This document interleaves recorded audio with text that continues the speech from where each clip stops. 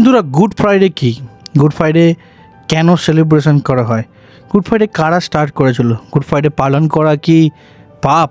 প্রভু যিশু কি গুড ফ্রাইডে পালন করতে বলেছে? গুড ফ্রাইডে যদি আমরা পালন না করি সেটা কি পাপ? এই সব বিষয়ে যদি আপনার প্রশ্ন থাকে তাহলে আজকের এই ভিডিওটা আপনার জন্য।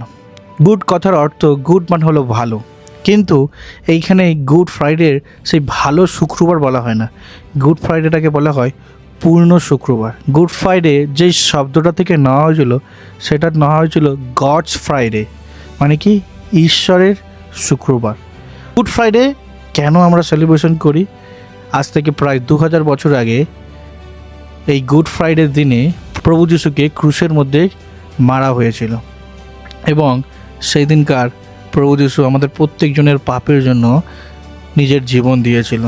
প্রভু যিশু সেই ক্রুশের মধ্যে থেকে বলেছিল, হে পিতা, এরা কি করছে জানে না, এদেরকে তুমি ক্ষমা করো, এদের হয়ে আমি আমার জীবন দিচ্ছি। সর্বপ্রথম গুড ফ্রাইডে সেলিব্রেশন করেছিল। সেলিব্রেশন মানে একটা বড় ফেস্টিভ্যাল এমন নয়। প্রভু যিশুর শিষ্যরা সবাই মিলে শরণার্থে বসে ঈশ্বরের আরাধনা, প্রভু যিশুর প্রশংসা করা এবং তার সমস্ত বিষয়গুলো মনে করে সেই দিনটাকে তারা উপবাসের সাথে স্মরণ করে প্রভু যিশুর মহিমা করত, প্রার্থনা করত এবং তাকে ধন্যবাদ দিত।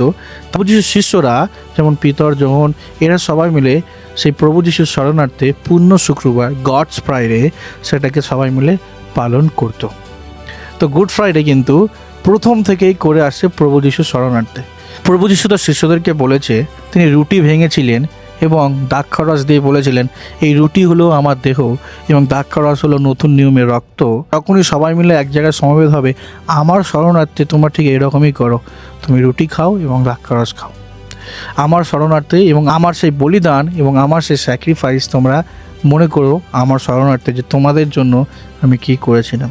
প্রভু যিশু তার শরণার্থে তাকে স্মরণ করতে বলেছে, তাই শিষ্যরা কিন্তু কন্টিনিউলি তাকে স্মরণ করতো। গুড ফ্রাইডে সেলিব্রেশন কি প্রভু যিশু করতে বলেছে যে তুমি গুড ফ্রাইডে সেলিব্রেশন করো? প্রভু যিশু বলেনি যে তুমি গুড ফ্রাইডে সেলিব্রেশন করো। বাইবেলে অনেক কিছুই বলেনি। বাইবেলে বলেনি তুমি গাড়ি চালাও, বাইবেলে বলেনি তুমি প্লেন চালাও, বাইবেলে বলেনি তুমি সাইকেল চালাও।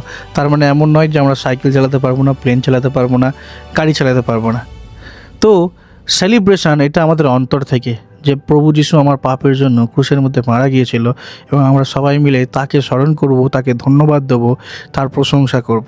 তাই সেলিব্রেশনে কোনো রং নেই। সবাই মিলে গুড ফ্রাইডের দিনে, পূর্ণ শুক্রবারের দিনে, ঈশ্বরের সেই বলিদানের দিনে চার্চে একত্রিত হয়ে উপবাসের সাথে, প্রার্থনার সাথে প্রভু যিশুকে ধন্যবাদ দাও। প্রভু যিশু, তোমাকে ধন্যবাদ দিই তোমার সেই স্যাক্রিফাইসের জন্য, তোমার বলিদানের জন্য।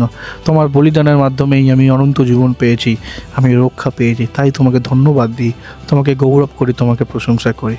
তো গুড ফ্রাইডে প্রথম থেকেই সবাই মিলে পালন করে আসছে, আর আজকের আপনারও দিন, আপনিও পালন করুন। ঈশ্বরের শরণার্থে, প্রভু যিশুর শরণার্থে আপনি ঈশ্বরের মহিমার জন্য গুড ফ্রাইডে পালন করুন। ধন্যবাদ।